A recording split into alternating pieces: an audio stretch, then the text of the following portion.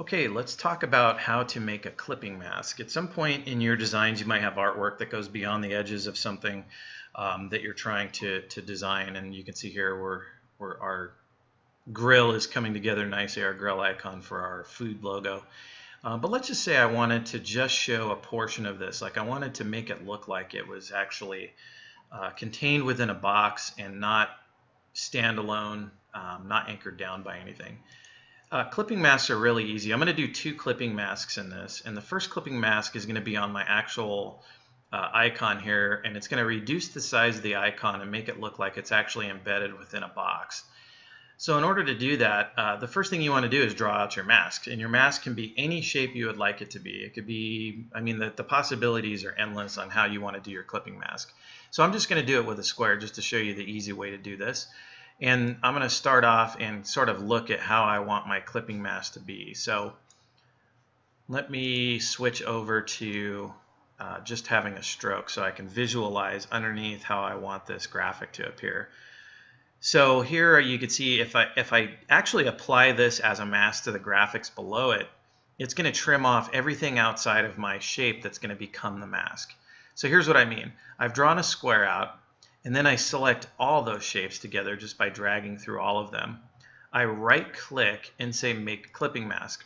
And what that did is it cut off everything outside the square and embedded it within that square and masked out or covered up everything on the outside of it. Because sometimes you might want to do that in your designs because it's just part of the design idea that you came up with, sort of the theme and the way that you wanted to work that out. And to make it look a little bit more interesting too, you could also, let's say you wanted to include a frame on it, you could hover over that particular mask, because what happens is the mask disappears when you do that and it just leaves you what was left over as far as the contents on the inside. But say I wanted to copy paste that particular mask. I have selected it and I copy paste and I end up with, well, let me do it this way. I'll just draw a new square on this. So here I'll draw out sort of a frame, and then I could just go in and apply a stroke without a fill on that. And then I might want to like pull up my stroke size a little bit to make a nice little frame around it. So you can see here I'm left with a really cool looking box graphic where now it's contained within a frame and is not necessarily a standalone graphic. I'll turn off my tracing there so you can see that a little bit better. Now if I wanted to do something where, just for the sake of it not being too distracting, you can see my tracing image is actually bigger than my artboard. And so that can be a little bit annoying to look at. So what I'm going to do is unlock my tracing layer and select it, and then go in and draw a box the size of my artboard that's going to become my mask. So there's my mask. It doesn't matter if you have a fill or a stroke on it. It makes no difference because it's going to disappear anyway in the end. And then I'm going to select both of those things. I'm selecting the mask I just created, this outer border, or the shape that will become the mask, and the part that I want to mask out. And you just simply, again, right click, make clipping mask. And it trims off all that extra annoying space on the outside. Then I'm going to lock that layer back down because it is my tracing layer. I don't want to move it around or mess with it.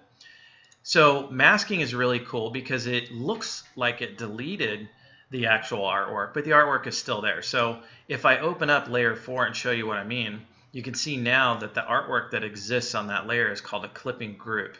And if I open up that arrowhead, the collapsible arrowhead, you can see this is the path that actually created that cutout, and then all the artwork that's embedded within it. So all the masks will always appear that way. So if I don't want it to be a clipping group anymore, a clipping mask anymore, I can select it and just right click and say release clipping mask. You could do that a couple of different ways.